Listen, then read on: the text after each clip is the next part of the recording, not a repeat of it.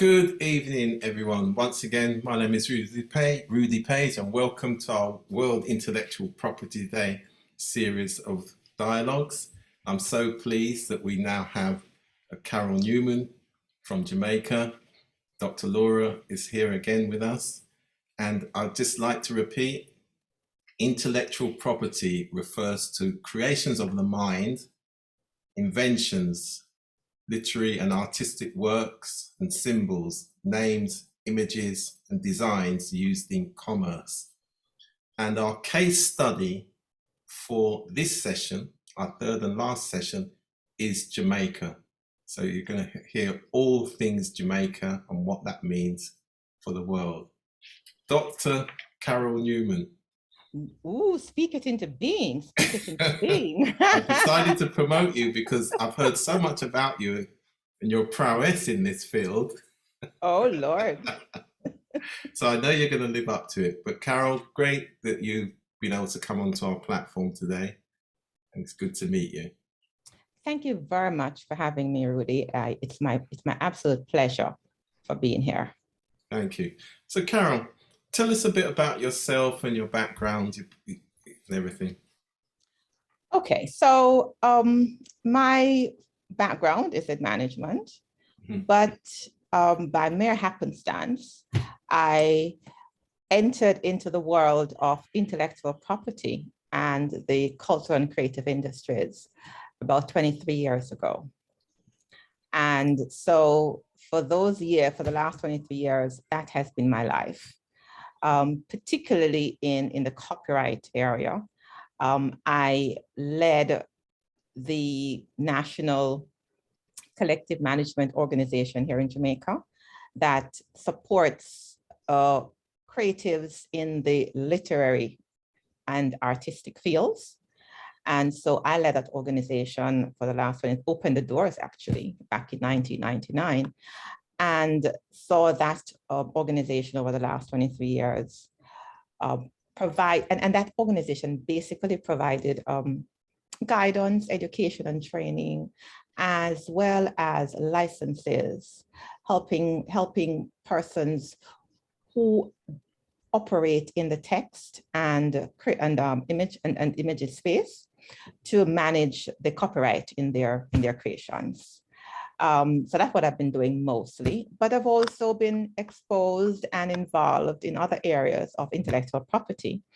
I'm actually a tutor for the World Intellectual Property Organizations Academy.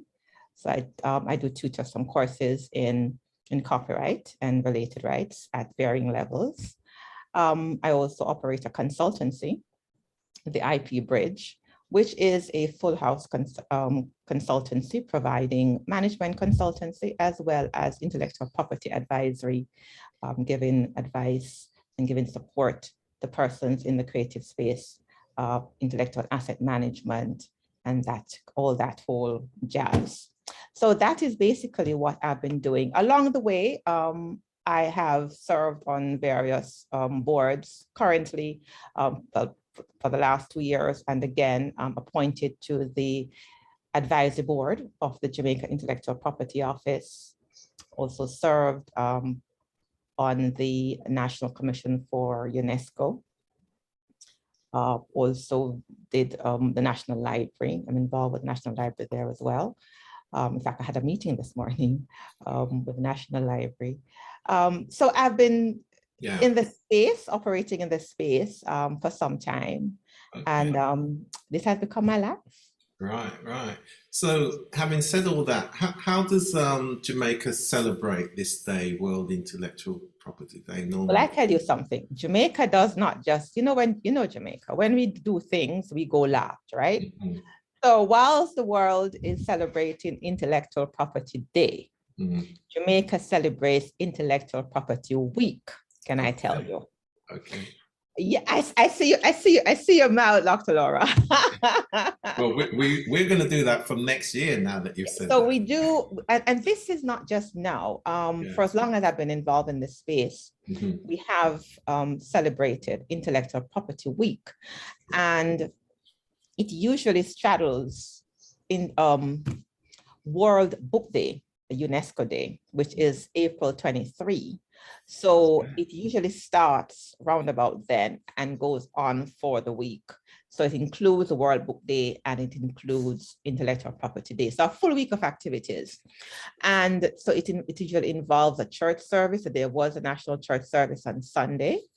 There are various activities happening today. In fact, right now, there is an afternoon session going on put on by JIPO, the Jamaica Intellectual Property Office, is having their award ceremony for their essay competition and launching as well the next essay competition and the patent competition as well. So we go large. One entire week of activities, and the activities are not restricted to or organized by the Intellectual Property Office, but organizations that operate in the creative space also have their own events as well. So yeah, it's a big deal, as we say. Excellent, and we've learned something today. And you will see next year that we will have a week of activities as well. Awesome. And what we'll do, we'll align the activities between the UK and Jamaica. Now, how's that? And I think part 2 of this dialogue, we'll talk about this again, collaboration, across international borders in that space. The metaverse, as we've been talking about today. So we've already got part 2. So excellent. And so how important is IP to Jamaica's creative economy and the wider economy, of course? Like most places, it is very important, but more so for us. Jamaica is one of the most creative spaces. We are one of the most creative nations. And so by extension, our creativity, our innovations, whatever it is that we conjure up in our minds, we find a space to make it an economic activity, thereby contributing to our economic development. And generally, the whole business of copyright, for example, contributes worldwide to development of nations. It contributes to not only our economic development, but also our social and our cultural development as well. Our stories, our art, all of that is embodied. It has a copyright culture. It has a copyright element. And as such, all of that, in one way or another, ends up in our national GDP. And so, for example, back in 2007, a study was commissioned by the Intellectual Property Office, JIPO, with the assistance of WIPO, the World Intellectual Property Organization, which is the UN specialized agency for intellectual property. And WIPO does a lot of work in developing countries, and they do quite a bit of work in the Caribbean and in Jamaica. And this study that was done in 2007 by Dr. Vanus James at the time found that the contribution of just the copyright-based industries, the literature, dramatic works, the artistic works, fashion, food, the color, all of the copyright-related aspects, contributed a whopping 4.8% to GDP. At the time, it was just fascinating because when you looked into the study, you realized that 4.8% contribution was, if you know anything about Jamaica and our cultural space here, not an overwhelming amount of support of input. That's right. Yeah, goes into that from government. Yeah. Right. But of course, our agriculture gets quite a bit of inputs from government through subsidies and other supports. And the startling revelation was that both the copyright-based industries and agriculture, with all the inputs, contributed about the same to GDP. Yeah, that's amazing. And that was amazing. That was just out of this world information. yeah. And so that was 2007. And then, but more recently, there was a mapping of our cultural and creative industries by the British Council in association with the JBDC, the Jamaica Business Development Council. And that study told us that there was some, at the time, I think it's 5.2% is the contribution of the cultural and creative industries. Now, bear in mind that we are talking today about intellectual property, which spans patents and trademarks and geographical indications and all of those wonderful, nice things. But this contribution is just from copyright. Just from copyright.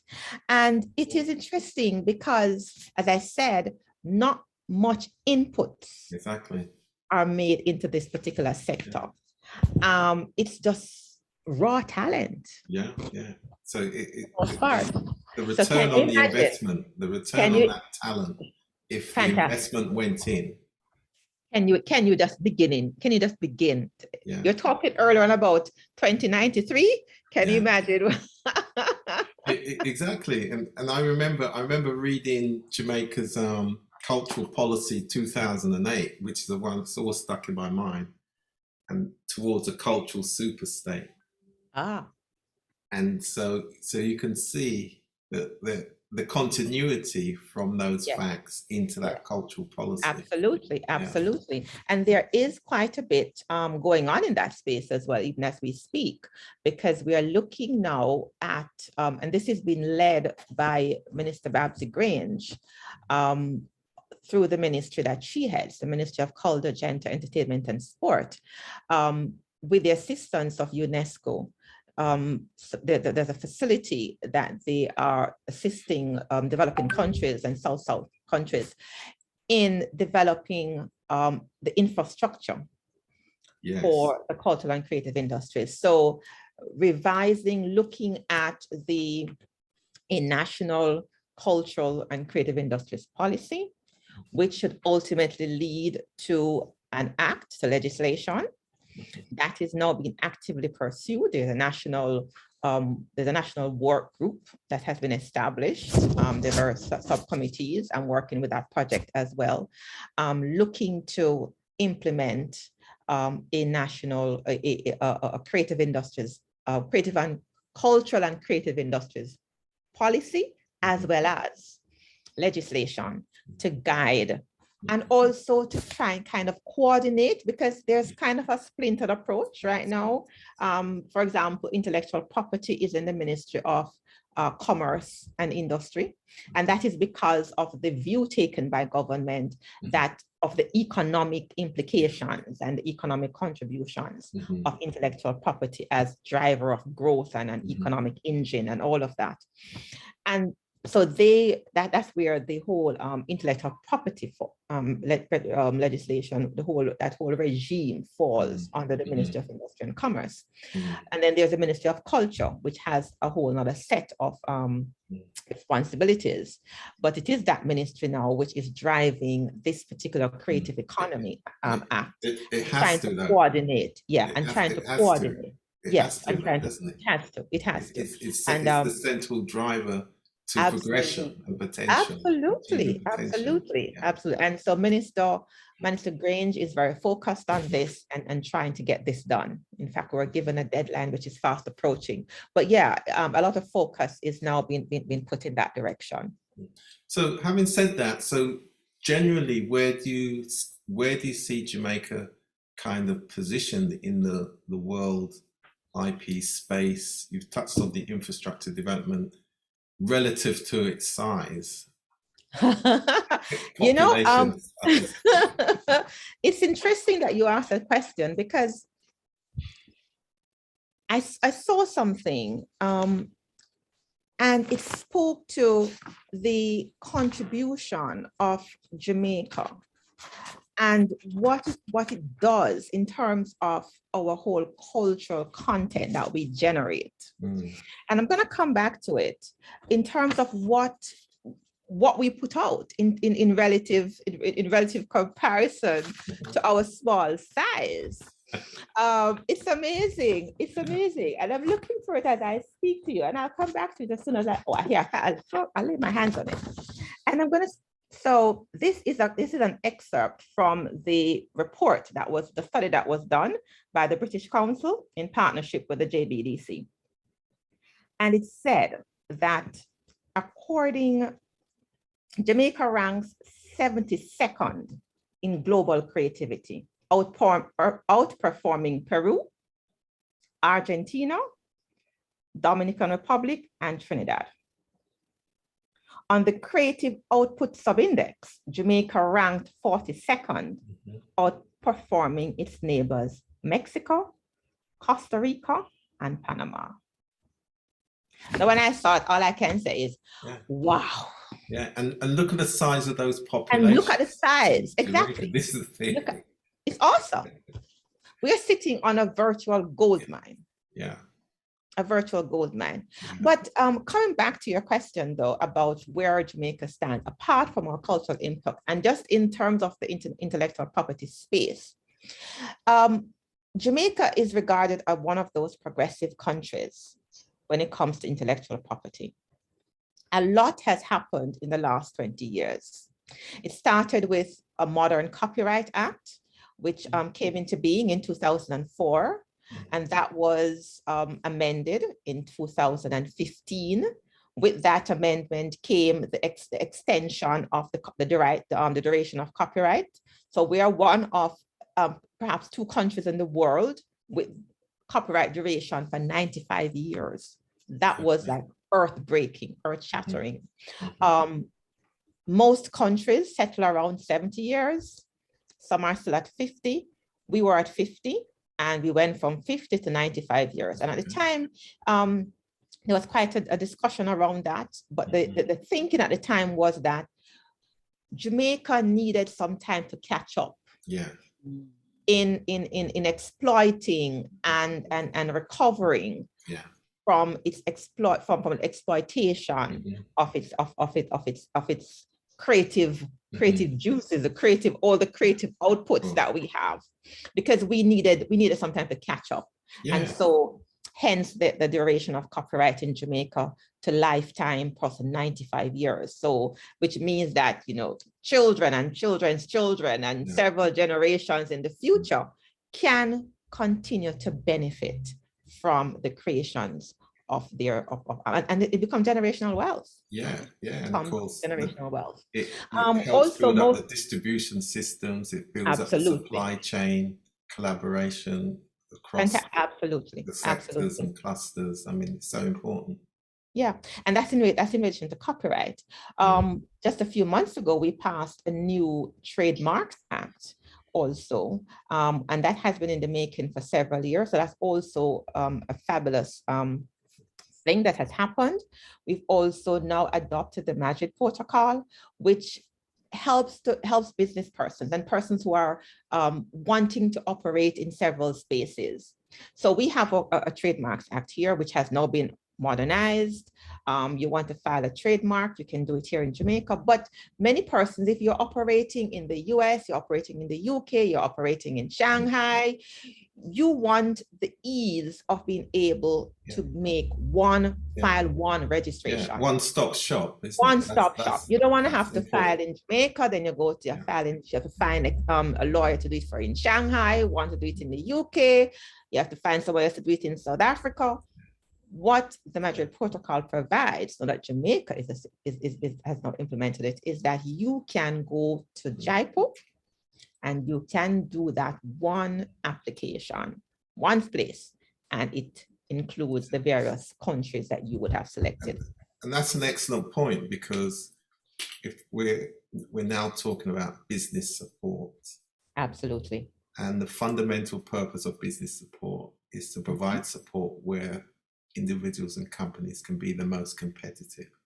That's right. And given we're now talking about knowledge and creativity is the economic value driver going forward and where we are. That's really important. Yes, yes. And of We course, also modernized the Patents and Design Act. mhm. We were operating under an old act of 1857.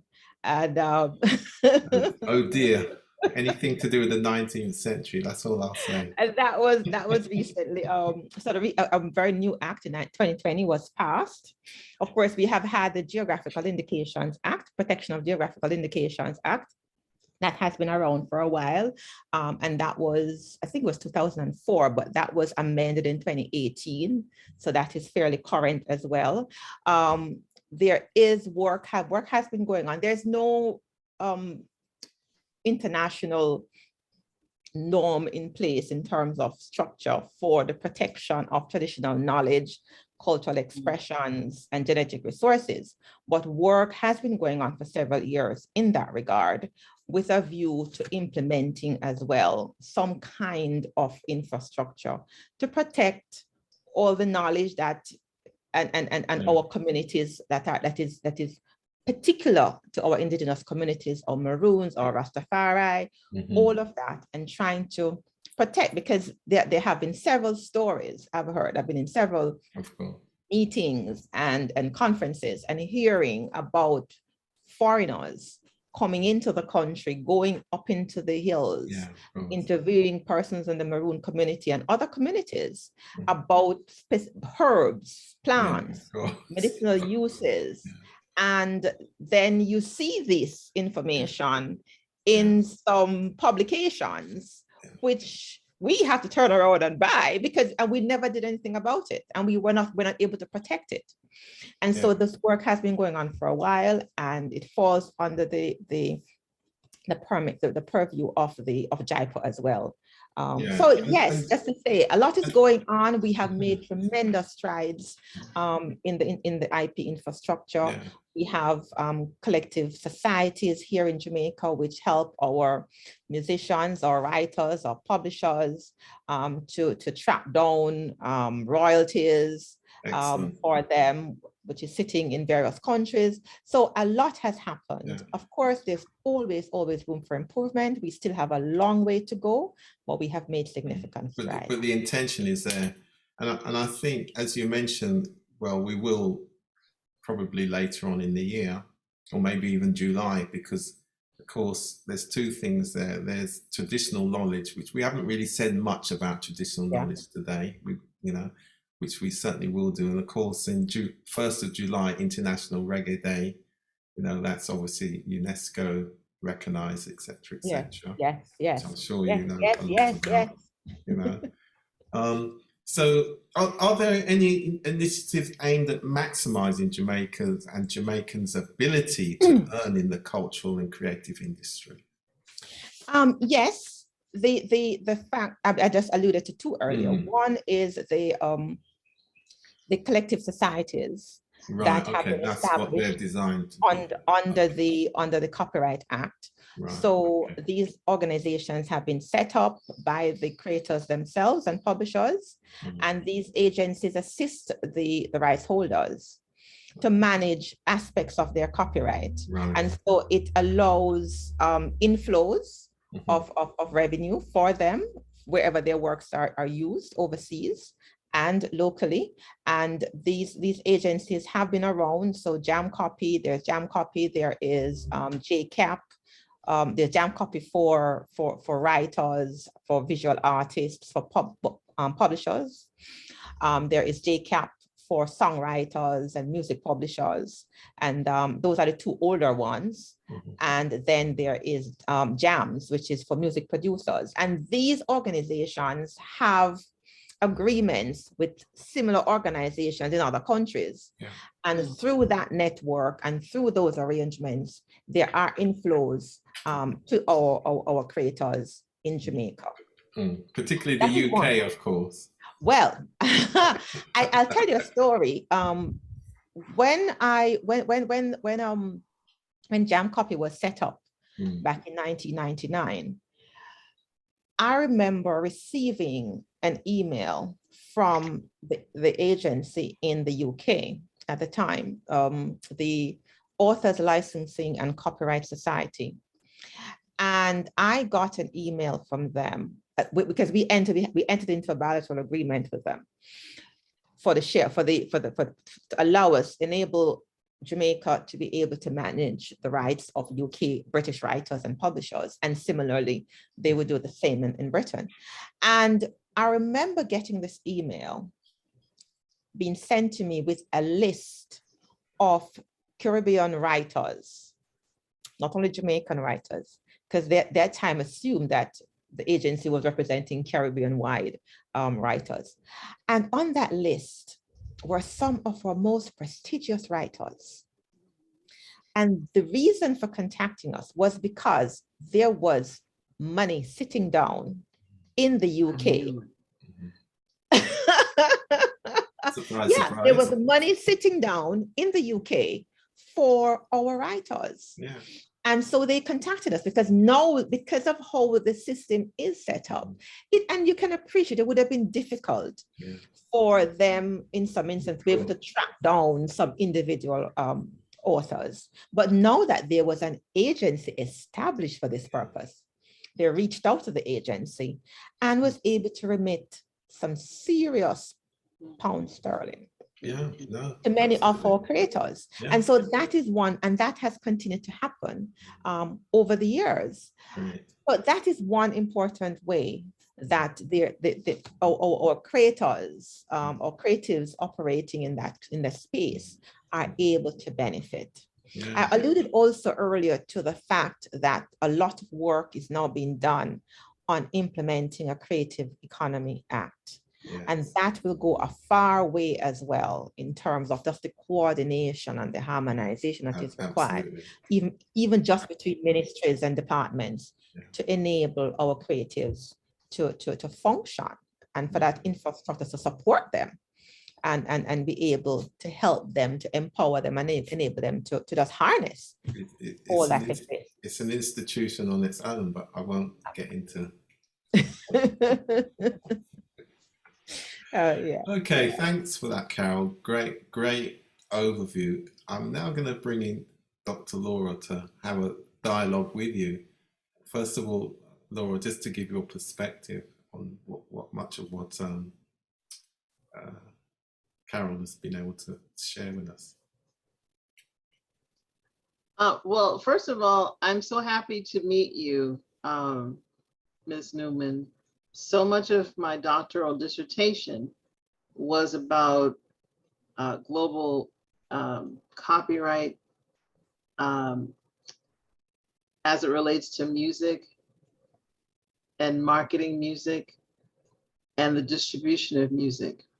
When I was working on this study, I discovered that there was an issue with the countries communicating financially.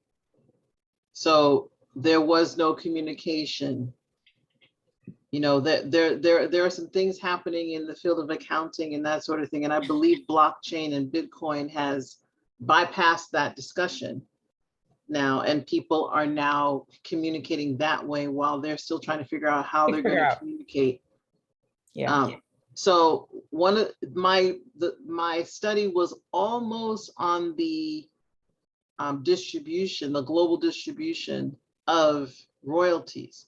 Once I realized that these folks were not in any time soon trying to communicate to each other financially, and I ended up having to go to Leeds University during the process to discover that some of our folks were sending money for researchers in other countries to do what they need to do while they are positioning themselves by buying off these little small software companies, acting like they have a footprint. And so, yes, I am saying that we are one of the bandits that go into. It's a known fact, so it's not anything of a surprise. It's documented in literature. It is a competitive marketplace. It's a competitive market, and that is what it is. My point is, I shifted the discussion to distribution systems because distribution systems were speaking back then. What you are saying to me now is not only historical for IP Day and for World IP Day, but the fact that people can do global trademark and patent registrations there instead of doing one in, say, in the States, and then you have to go somewhere else to do a global one. It's almost like, where do I sign? And number one, number two, are you, is the agency open already to blockchain technology, or are they receiving other currencies to get the transaction to happen? The reason I'm asking this is because I know quite a few game developers that once they distribute their games, it's going global. But are the patents, are they held globally? Do you see what I'm saying? So once this game, or once whatever they're making leaves the shores, which that happens in a nanosecond with distribution systems now, does that mean that in Thailand that they're going to honor the copyright of the trademark of the items that has been created? And with it, I can tell you, with a US patent and a US trademark, it's not going to be honored because they have no obligation to do that. They don't have, in fact, in order to do business in other countries, you have to relinquish some of your rights, as in some countries, not all of them. So you have to relinquish your rights you have to, in other words, the code has to be open for other countries. So bottom line, the marketing piece that I see here in what you've mentioned is the fact that your organization, probably spearheaded by you and a team of people like you, are going to not only honor but protect the creatives in this space. That's not only attractive for people in Jamaica, that's attractive for people everywhere. That's huge. So that means it has an economic value then, doesn't it? Absolutely. Within this That's competitive global huge. market space. It's a currency. That's the currency. It's a huge currency. It's something that people are going to have to figure out now how they're going to maintain their nationwide business of trademark and patent alone, and even copyright. Because if it's only honored within the country that you're in, Wow, exactly, and we are already in a global space, and most people have moved or are moving to Web3, then blockchain is going to easily verify that this particular trademark or patent is only, valid in the States. Right here. And it gives people legal right to take what is that you've designed, because you didn't take the time to protect yourself globally. So I am loving this discussion. I am loving you. I wish I could reach out and just squeeze you and say thank you. Because it's just, it just takes some thinking. I'm going to say one other thing too.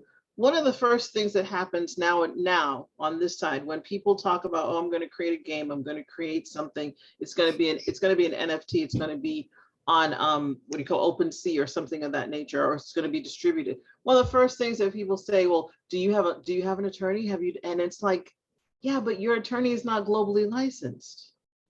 So getting an attorney, that's good. You need to do that. But if you're planning to distribute globally, you might need to have a global conversation with somebody that deals with things that, so you can get a proper global footprint for whatever you're intending to distribute globally. And that may speaks to everybody that's already distributed things globally.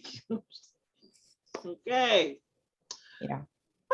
So I'm very ecstatic. I'm very, very ecstatic. I would love to, and you mentioned the key, I took down a lot of words that you said, but you mentioned virtual gold mine. And I'm taking the word virtual to really mean virtual. So I applaud your efforts. I think this is just wonderful. This is just like another level. It shows that people that are in this space that have been researching this, it wasn't in vain. Somebody's actually paying attention. And the fact that somebody's paying attention in my backyard, please. I'm rather ecstatic and just about sold. Okay.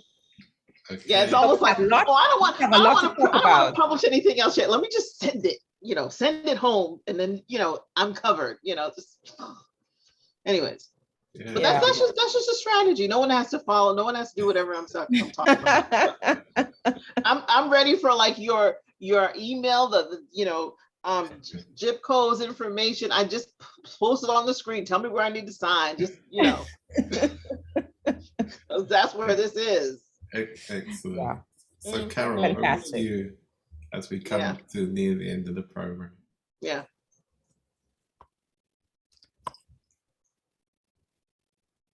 So Carol, over to you.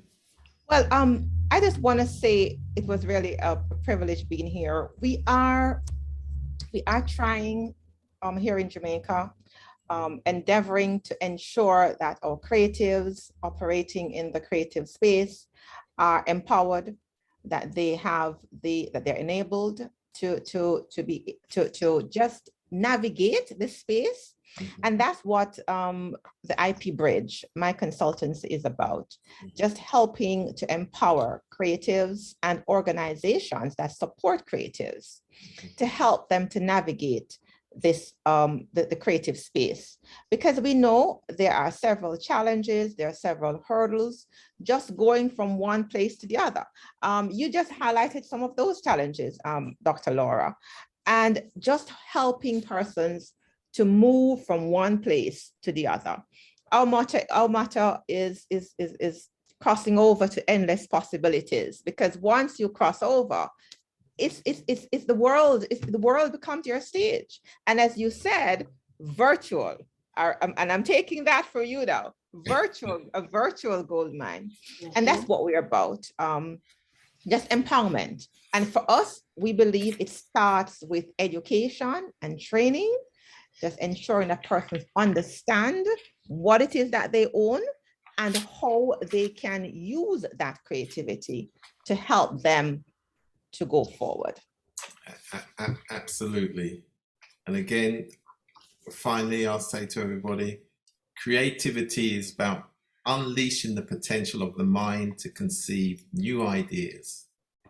Innovation is about introducing change into existing systems and developing competencies to make new ideas viable. Entrepreneurs should join forces as combined entities and operate their business models across international boundaries and cultures, with their products and services providing opportunities and solutions. And the importance of the creative economy, it's about values-based relationships, collaboration, trust, cooperation. All those things are still important even in this space. And we spent quite a lot of time today talking about that.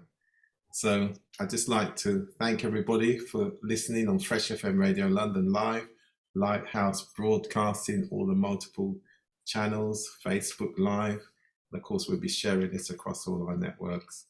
Thank you very much, Carol Newman from IP Bridge and Dr. Laura Thompson from Lighthouse Broadcasting Company. Thank you and good night, and see you again definitely next year, World Intellectual Property Week next year. We will definitely start planning. So I'll see you both soon. Thank you very much and good night. Bye-bye. Thank you. Bye-bye.